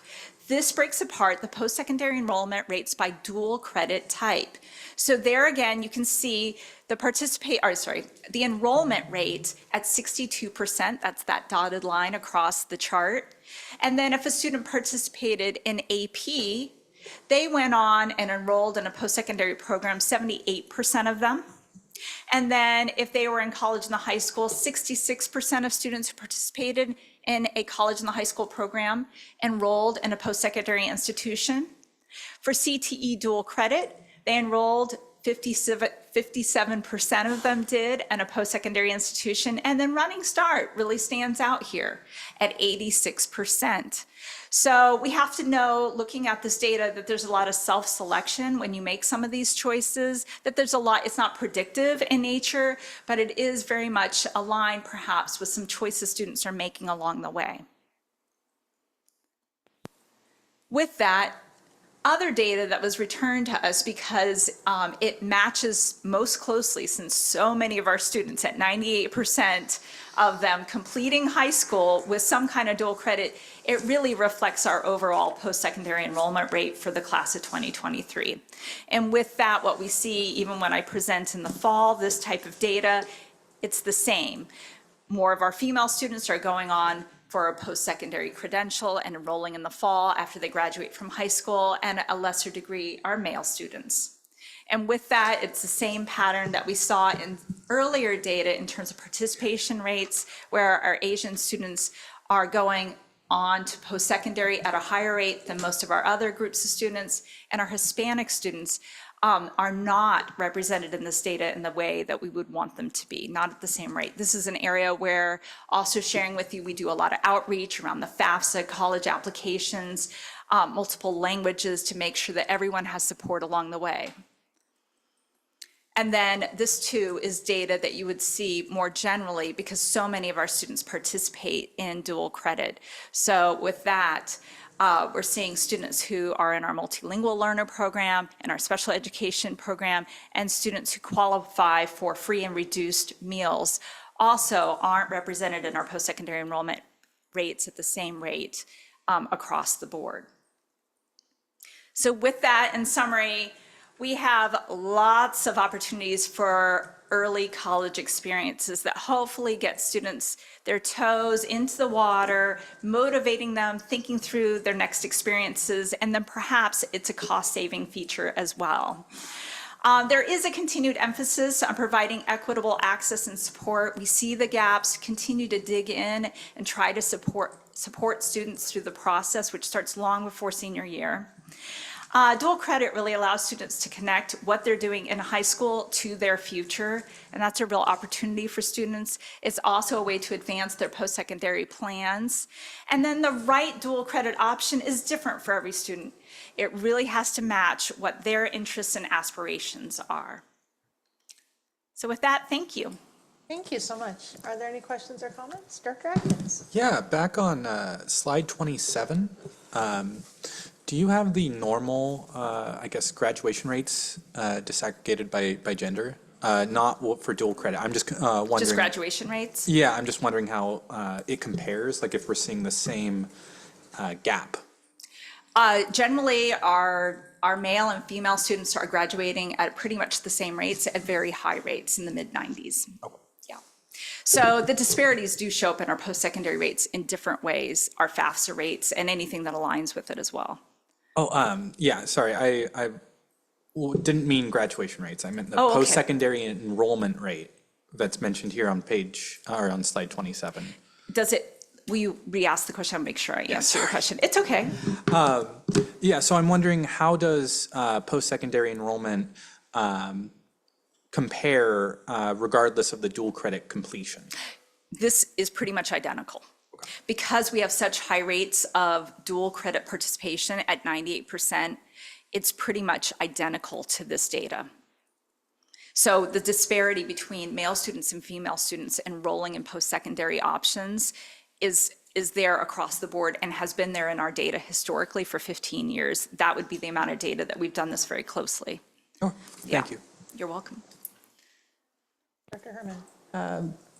Great information, so interesting. If you could go back to slide 8.2, just slide 8, that was really thinking through with, as you were saying, the 23-24 school years when college and high school was free for all students. I was thinking there would be a little bit of a higher bump, and I was curious, wondering if families are making the decision not paying for the AP, going for the college and high school. So there's an interesting dynamic of which route to take. High school students just turned in their course requests about last week. I can't imagine doing this without our course catalog. That is just such a vital document for families and students to really go through. But great information, great support, I feel like, coming from the schools, reminders, meeting with counselors, making sure, because as you said, not every fit is going to work. The Running Start especially, I feel like I've talked to some families where works for their students, or if it's part-time or full-time. The schedules are not necessarily our schedule. Different days of the week, fewer hours, a lot more self-motivation needed. So it really is finding the right fit for the student. And again, seeing associate's degree is very doable, pretty much free of charge for students. It is. If you plan ahead, you can get that by planning it out. So it's pretty interesting how that shift is happening between high school and the merging with higher ed options. Yeah, it'll be interesting to see where it continues to go. But I think all the supports we have, all the information we have is really amazing. One last point is I was talking to a different family whose student had opted to go to a private school. Private school does not offer the Running Start option. So they went back to their public school, not in our district. But so again, I'm just feeling very grateful of all the different ways we are matching students with their right options on this. Thank you. Okay, I have a question. Yeah, of course. Slide 7, so just one back, says, I know we always like it when we're better than the state, and I wonder if, college and the high school free did bring up a lot of those. But when I look at 67% dual credit course completion rates, but then I see 98% on slide 24, what is the disparity? So the 67%, let's say for the 23-24 school year, is the percentage of students in that school year who participate in dual credit. Okay. The 98% on the later slide is going to be during the entire time that a student is in high school, did they participate in dual credit at all? Thank you. So they're going to show up at different places at different times. Thank you. So then how do Yes. we continue to be better than the state and not let them beat us like they have here? I think it's going to be college and the high school that does that. I think our transition to a lot of our college and the high school programs, and I think you're right, the state across the board, I think when it became free, a lot of schools and school districts actually took that moment and saw gains that they would not have been able to have prior to that. We had already had a program and we continued to develop it, and you can see, we see some shifting spots. Especially because now that college and the high school is free, it makes more sense to be perhaps in a different dual credit category. So we will continue to grow. You know we will. I know. It's year-to-year interest. I too am competitive. I'm with you, but I do know that our kids are doing really well. Yeah. And we're at the right level for kids being supported. Our teachers are part of it and feel like they're not rushed into it. Well, it's 68% is strong, almost 68% is strong. Oh, You know, it's more than 2/3 of all students this year are in a CTE class, which it's not a great fit for everyone at all times. So it makes sense. So Yeah, I would thank look you. at that 98% as a. Yeah, 98%, I know. That's what we want for all the is rates. great. Well, thank you so much. You're welcome. I just have a question of the board. We're about 30 minutes ahead of time. So we're scheduled we were originally scheduled to be done at almost 7:46, but we're 30 minutes ahead of time, which means, especially with the policies, we might be in the meetings, we might be done at 7:15. So do we want to break or do we want to just keep plugging ahead? Power through is my vote. Disagree, I want to go pee. Okay, we will take a 5-minute break, and we'll be back at 6:08. I would like to stand.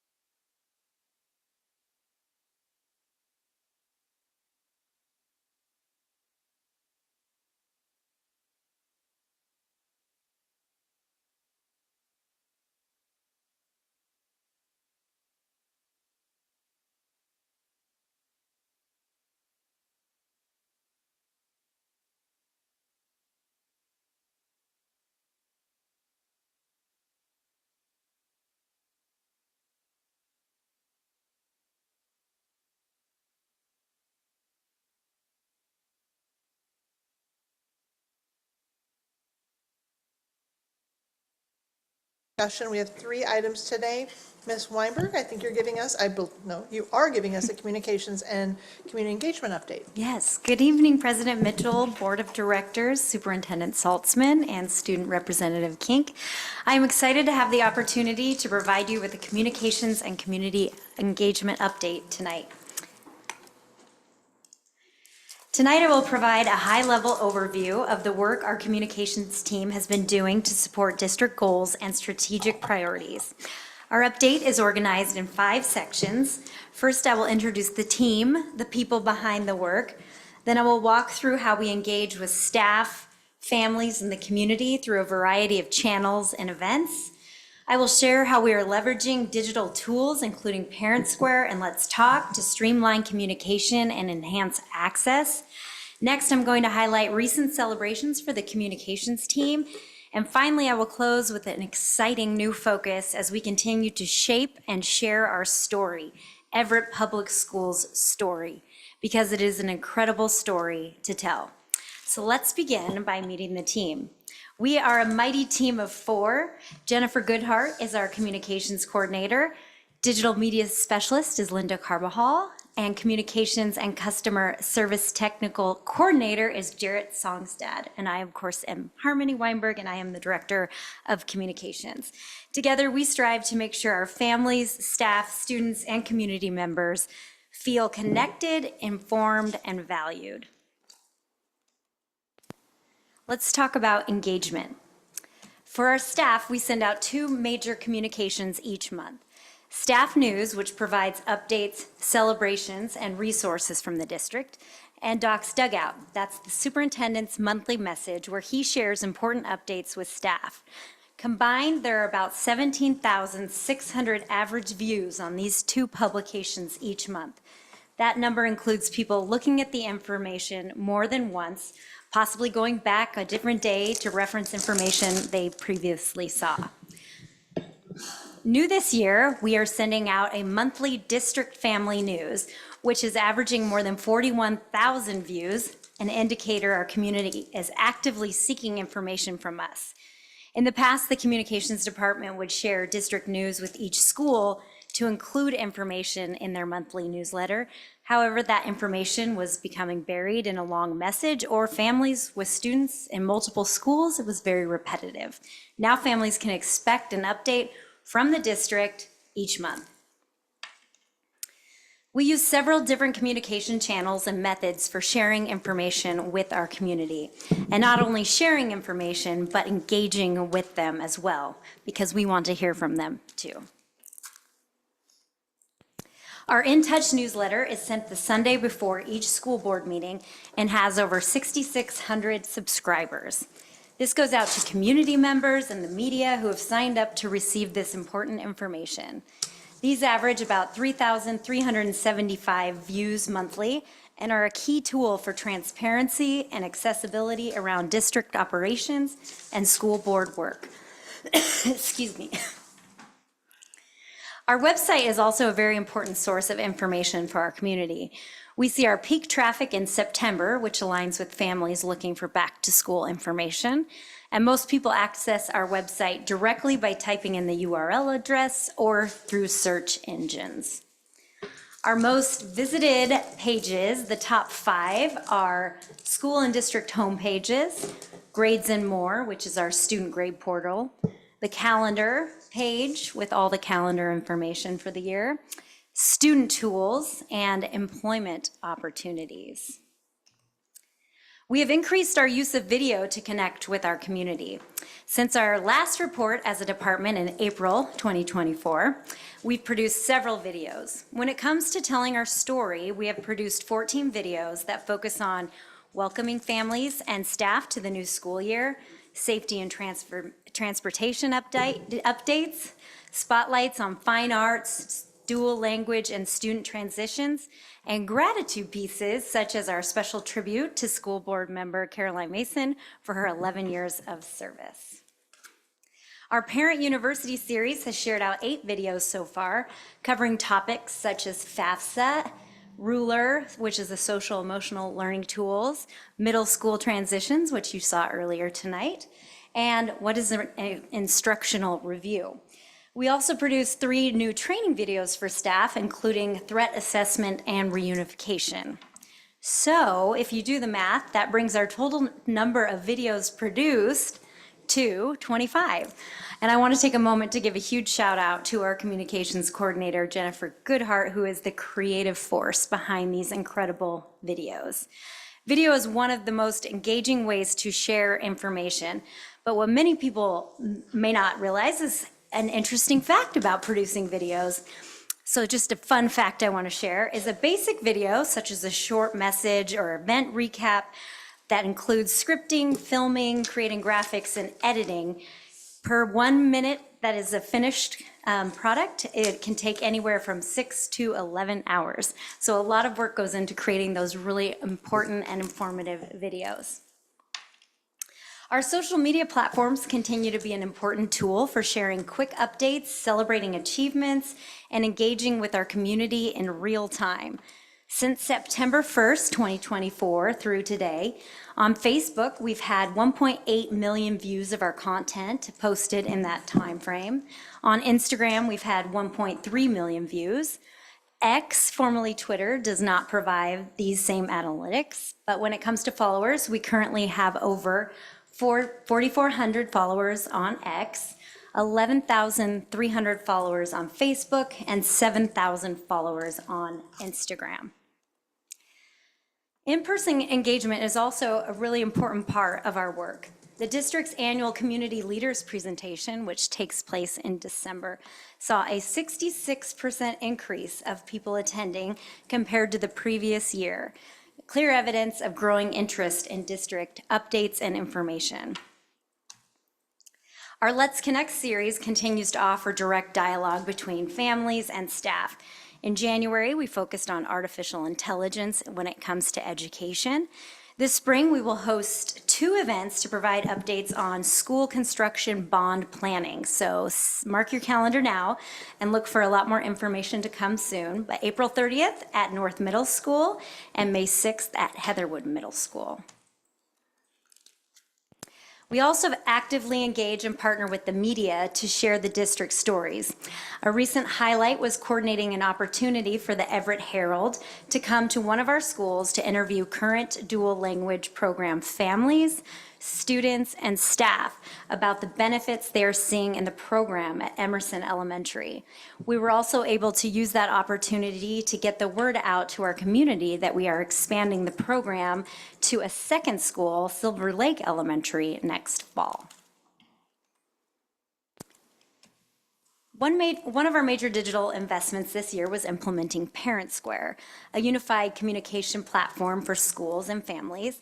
As I shared with you last fall, you learned that Parent Square streamlines communication across the district, schools, and classrooms, allows families to receive messages via app, email, text, or phone, and offers that automatic translation in over 100 languages, which helps us serve our multilingual community even better. I am happy to report that since my last update, we have increased the percentage of students with at least one parent registered on Parent Square from 75% to 80%. So why does this matter? When families take the steps to register their account, it signals not only that they want to receive information, but they also value two-way communication with their child's school. It's important to note that all families receive district, school, and teacher emails and messages via email, voice, and text, even if they don't register their account, because the system syncs with our student information system. However, registering your Parent Square account provides some very key benefits: easy access to messages through the mobile app, the ability to customize notifications. You can choose how and when you receive the message, and the option to directly message your teacher, your child's teacher. We also use K-12 Insights Let's Talk as a two-way communication tool. You will see with the red arrow there, the Get Help, on the bottom of the screen of our homepage. Families, students, and staff members can ask questions, share ideas, or submit concerns directly through the website. This tool helps us respond efficiently and track topics over time and ensure nothing falls through the cracks. We see the highest usage from students who mostly are looking to get technology support, and we are able to get them routed to the right staff to make that happen. I want to talk about some celebrations now. I am proud to share that Everett Public Schools communication team received 3 recognitions from the Washington School Public Relations Association this year. Our annual report earned Best in Category for districts with more than 10,000 students and had a perfect score. Our informational video on reunification earned an Award of Merit, and our one-pager district calendar earned an honorable mention. These awards affirm that the work the communications team is both effective and well-regarded by communication professionals across the state. I will close tonight with a commitment to telling the story of Everett Public Schools through visuals, video, and written storytelling that celebrates our students, staff, and schools. There are 3 powerful words embedded on our strategic plan that shape our story: inspire, achieve, thrive. When we inspire, we achieve. When we achieve, we thrive. Over the next 12 months before my next report, these words will guide the communications team in our work as we share incredible stories happening across the district. We look forward to standing here next year and seeing that work. Thank you. Thank you so much. Are there any questions or comments? Seeing none, I think I'll just say thank you so much, because I know we definitely benefit from your team to get our story out there. And I do read the things that come out every Sunday, because sometimes I'm surprised. And it was really sad to see Caroline Mason missing this Sunday. It wasn't on your slide, because of course your slides were built ahead of time, but it was a little sad moment. Yes. But thank you so much. So that takes us on to second quarter financial report, Ms. Tress.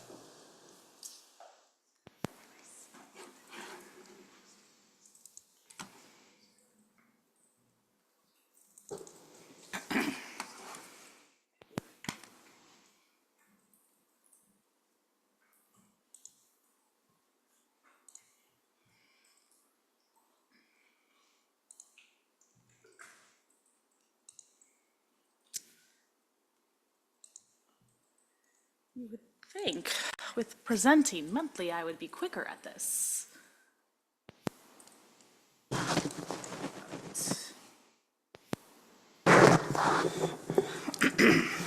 Thank you, Board of Directors, Dr. Saltzman, President Mitchell, and Student Representative King.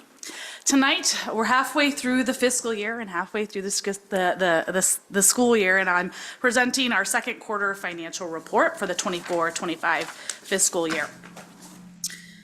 This presentation will include information regarding the district's general fund, its main operating fund, enrollment, revenues, expenditures, and fund balance. In addition, we will review the 4 other district comprehensive funds, which include the district capital fund, the debt service fund, the Associated Student Body Fund, and the Transportation Vehicle Fund.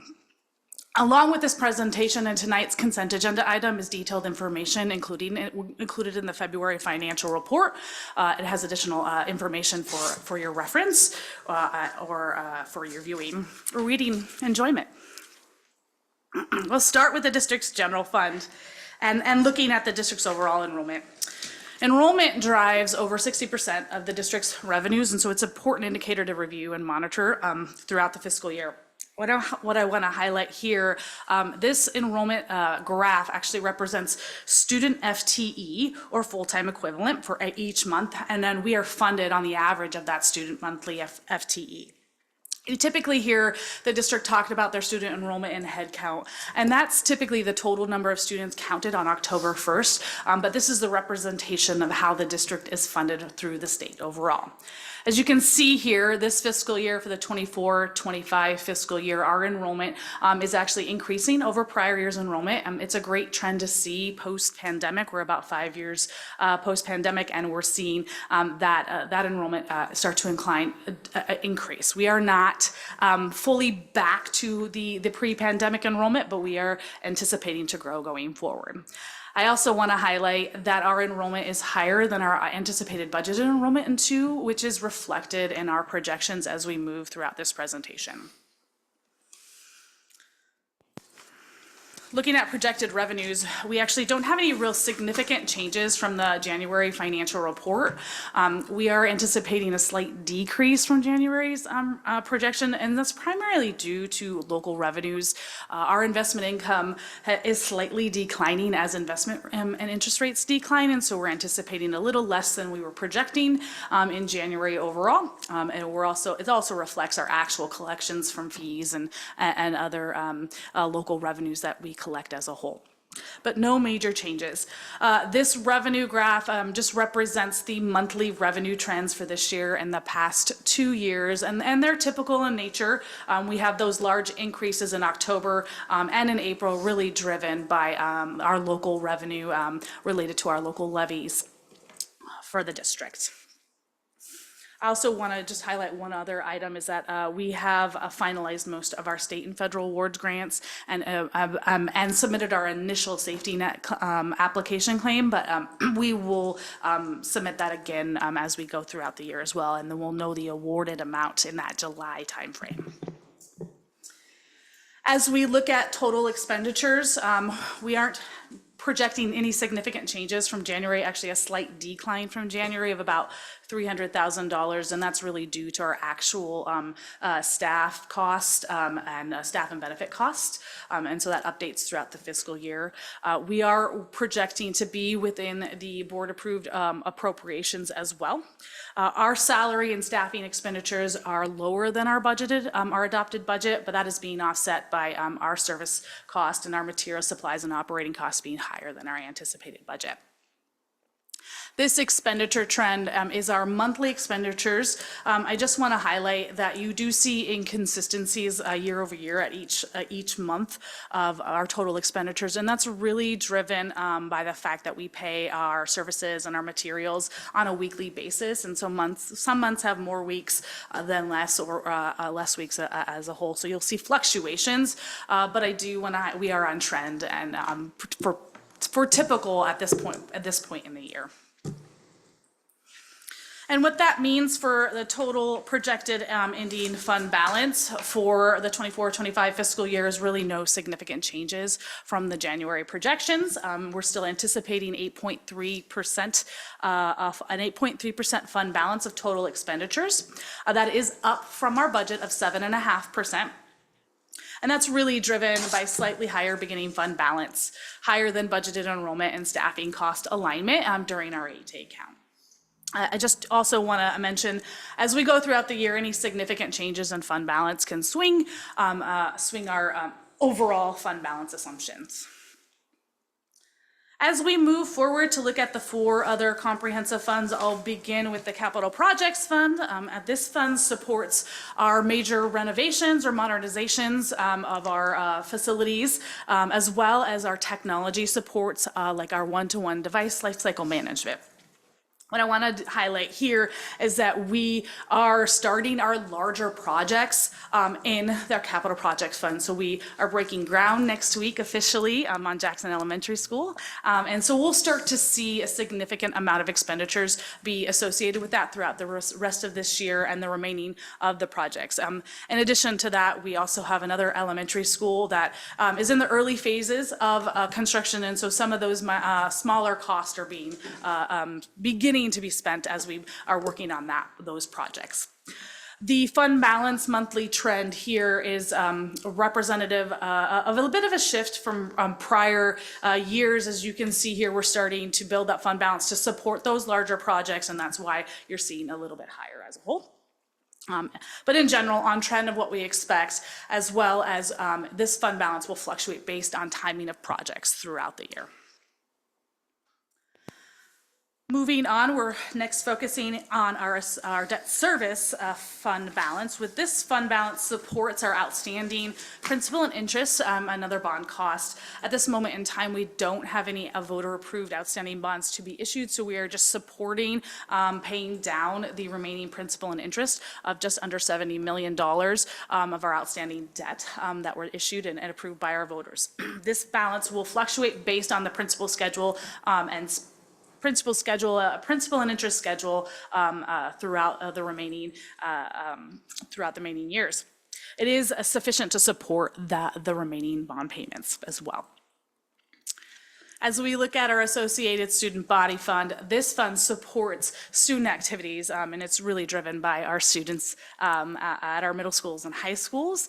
Fall is generally the high point, as that is the largest fundraiser of the year with their ASB car sales, the beginning of the year yearbook sales, and other major fundraisers. And we'll start to see those schools spend down this fund balance as they utilize all of their fundraising activities to support all of the end of the year celebrations and activities that the students get to do for the year. And as we look to the district's transportation vehicle fund, this fund supports the purchase of district-owned vehicles. We do anticipate state revenues of about $379,000. And we do have 2 buses on order. They have been on order for a while, but we do anticipate to still get them this fiscal year. And then all of our other transportation funding is actually supported through the district's general fund as we contract out our busing services. Thank you. Thank you so much. Are there any questions or comments? Okay, seeing none, thank you. And then we've had 2 people in the back of the room waited with bated breath for this last presentation. So, Mr. Fleckenstein, our Capital Bond and Planning Committee update.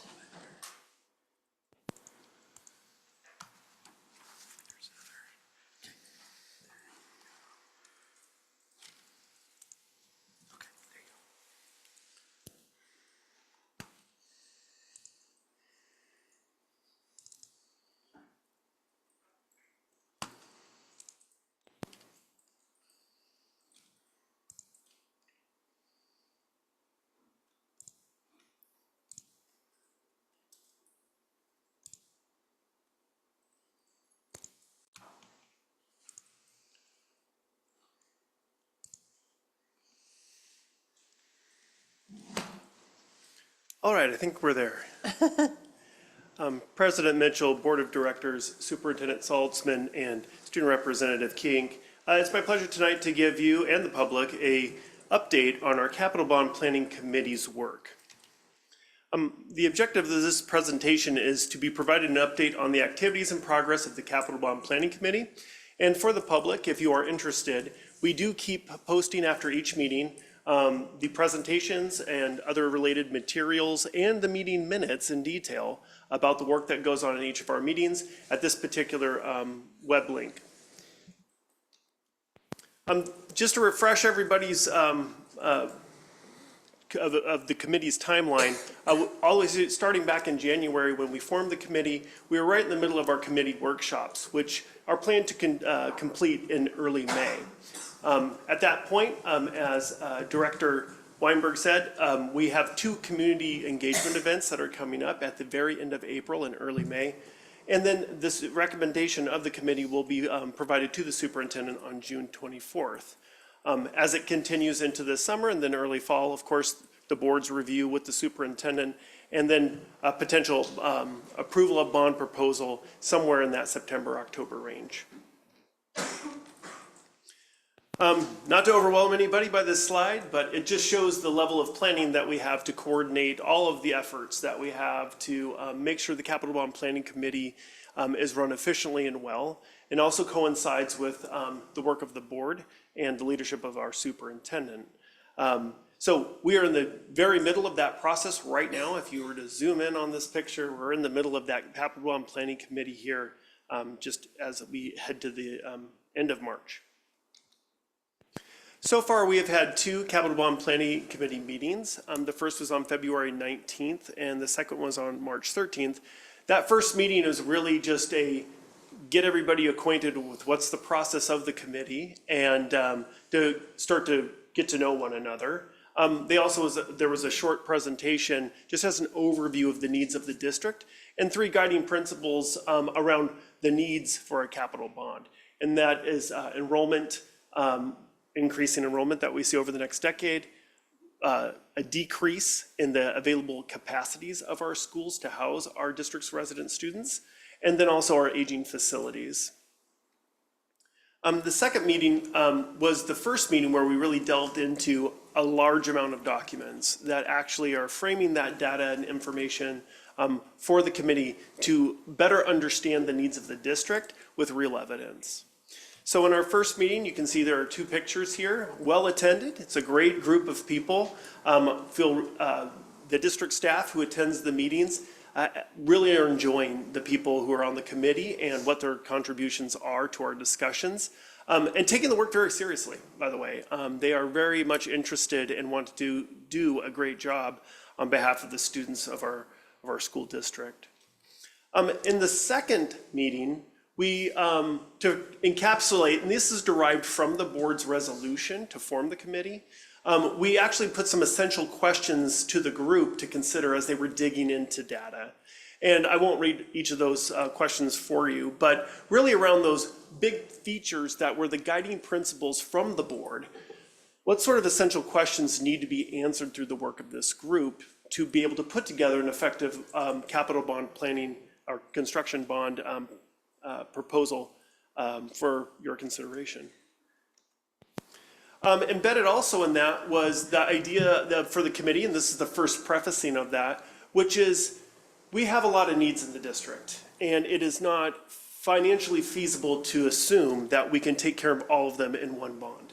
And so part of the charge from the resolution the board had passed is also to consider future bond planning or capital measure planning cycles about how often will we need to go out in the next 20 years to get ourselves to a place where our needs of our facilities are being well maintained and well kept to preserve the public's assets and our investment within them.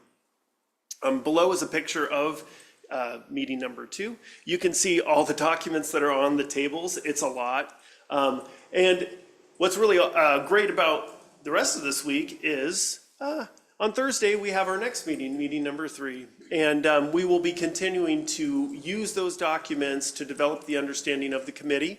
It's also the first meeting where we actually provide a list. We had a draft in meeting number 2, but a list of all the potential projects and needs that we have in the district from the facilities and the actual costs of those projects as they've been valued out by our professional consultants. So they'll actually see how much each of those things are going to cost. And then we start to create an understanding of the needs in a more in-person way, which is the Capitol Facilities Tour that will take place during the school day on April 3rd. We will be posting for the public's knowledge what the actual school sites that we're touring. They coincide, of course, with providing in-person, like real experience around overcrowding, portables, aging facilities, and essential upgrades like HVAC that are on the list of projects that they will receive on Thursday.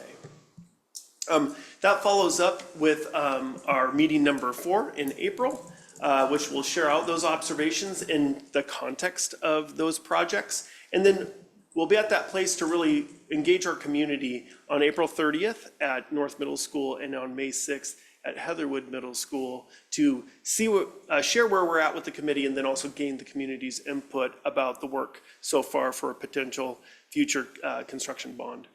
And then finally, the last meeting is to develop a consensus to develop the final report and recommendation for Dr. Saltzman. So our next board update on our progress will be on April 22nd, and that's after the tours take place. And from that, we will capture from the committee kind kind of notice and wonderings from their tours to share with you, just as a qualitative sort of piece of evidence for the board about the work of the bond committee, in addition to, of course, the final recommendation that's quantitatively based. So with that, I thank you for your time. Are there any questions or comments? Go ahead. I actually just, thanks for tonight's presentation, and I wanted to thank the committee members. I know this is a lot of information to go through, and they're spending their own time on this, and it doesn't necessarily benefit their own kids. And in fact, either they're retired or kids are going to be moving on by the time these projects actually start happening. The two questions that I was curious about, actually, you had already talked about, and it was in the meeting minutes that were online, the estimated costs that they will be seeing. I think that's going to really start getting at the meat of real dollars. So thanks for addressing that. And then I was really happy to see, again, in the minutes in the slide presentation, the discussion of portables and the committee taking on the question of how many is too many. That's going to look different at every school, obviously, and different school sites, different acreage, different layouts. I was thinking back to when we discussed boundary changes, and the question came up for Jackson High School of, can we put portables on the tennis courts? And yes, you can imagine people had different views of what was acceptable and what we needed to really move up in the priority of facilities. So again, just a huge thank you, and hoping that the committee members are both obviously providing a lot of information to us as a district, and hoping they take that information back to their schools and their communities to have those discussions at PTA meetings, at the bus stop, at their neighbor, just get the word out on this. But also thanks for putting all that information on the website so that we can all follow along, and it's a very transparent process. Thanks. Thank you. Yeah, thank you. I was going to actually ask that too, because I'm actually having the first remodeling job in my house where I was told the glass in my bathroom is going to be 20% more. So it was like, ooh. So, I mean, I'm guessing that everything we might have looked at for previous bonds, we're adding a lot to that just because of the costs that have gone up, and mine is impacted by tariffs. So. Yeah, I think escalation in construction has been very steady for some time now. And yes, every year that we do projects or delay projects adds to the cost of a project's total. Yeah, because I believe we used to talk about like 7%, 9%, like 20% was just like gut wrenching. But because we've had a couple community staff people here tonight waiting for this presentation, is it clear to staff what is under consideration? And do they, like I know with your presentation today, but that they know what's being considered, what the committee is doing? I mean, so that for staff that have questions, just because being mindful of, they're curious, what is their job going to look like? Yeah, to answer your first question about the list, right? So our community engagement events are very much about that. First look, of course, is for the committee to look at the proposed projects, and then also the costs associated with each of those projects, because of course we don't have unlimited funds, obviously, and we want to be very mindful of our voters, our taxpayers, and to try to keep stable tax rates, as much as possible, while still meeting the facility needs of the district and for our students. That being said, when we do the community presentations, yes, we'll be sharing the different projects that are on the list and that are being considered by the committee as part of that community engagement event. Okay, because I just, again, too, it's great to the community, but will that also be shared with staff? I mean, like, so they can get good access, and the newsletters that go out to staff, I think it could be good. So for, just, they know it's coming. Yeah, I think we can always provide updates to staff and can work with under the superintendent's direction on that. I mean, it's just a question just for time. The reason why we put everything on the website is so they don't have to wait for us to give them information, that it's accessible to everybody at the same time. Thank you. Yes, please. Okay. Well, first of all, we'll get so much communication out to staff. I want everybody to know that staff will be flooded with information.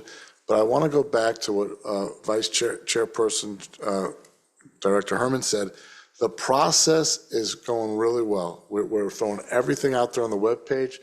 When you start that momentum now, it keeps everybody informed, and the process is from how much the tour, how much prices could be to what the tour is going to look like. So through the community tonight that's listening, you're going to see every step that we're taking to get up to these capital measures, and I think it's going to be really important for the community to know that.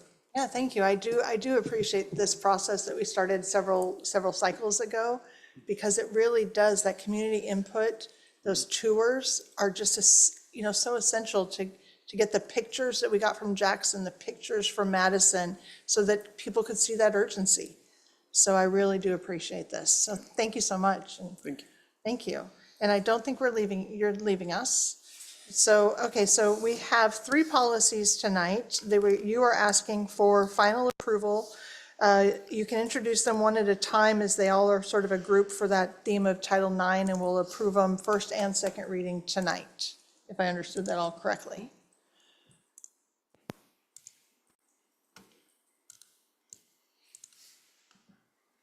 Yes, thank you, President Mitchell, and Board of Directors, Superintendent Saltzman, and Student Representative Kink. There are 4 policy revisions this evening, and I'm going to provide an overview that's applicable to all 4 to not be too redundant in my presentation, although I will be presenting each as a new agenda item. So first, proposed revisions to policy 3205, sex discrimination and sex-based harassment of students prohibited, reflect the recent reversal of Title IX regulations and a statewide civil rights review by OSPI this winter. In January, a federal court issued a decision vacating the 2024 Title IX rules. To comply with current law, WASDA and OSPI recommend all school districts revert to their previous Title IX related policies and procedures that were in place as of, in our district, September of 2020, and were in effect until the start of this very school year.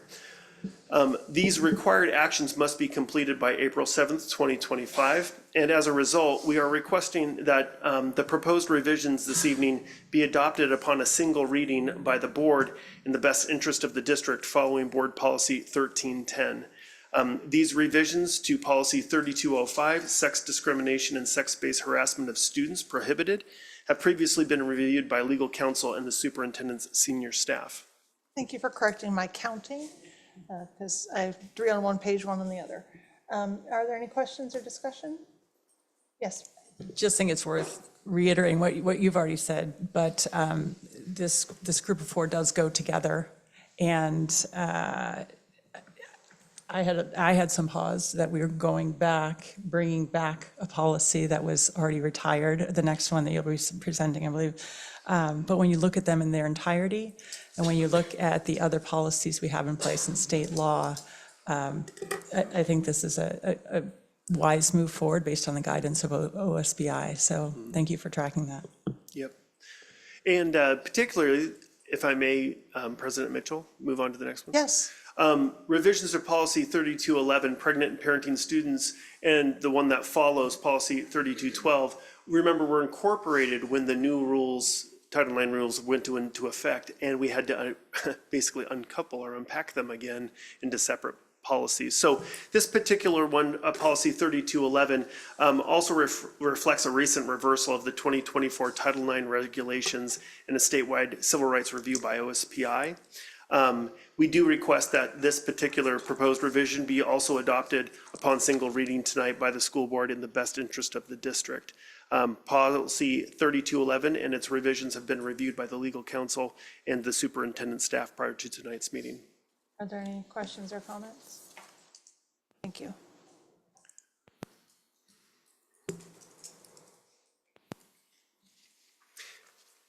And next we have the proposed reinstatement of Policy 3212, married students, which reflect the recent reversal of the 2024 Title IX regulations and statewide civil rights review by OSPI.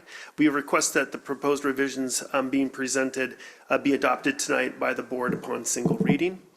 These revisions have been previously reviewed by the legal counsel and the superintendent's senior staff. Are there any questions or comments? Thank you. And finally, this evening, proposed revisions to policy 5160, sex discrimination and sex-based harassment of district staff prohibited, reflect the recent reversal of 2024 Title IX regulations. To comply with current law, we request that proposed revisions to policy 5160 be adopted upon a single reading of the school board tonight. Revisions also include changing the title from sex discrimination and sex-based harassment of district staff prohibited to sexual harassment of district staff.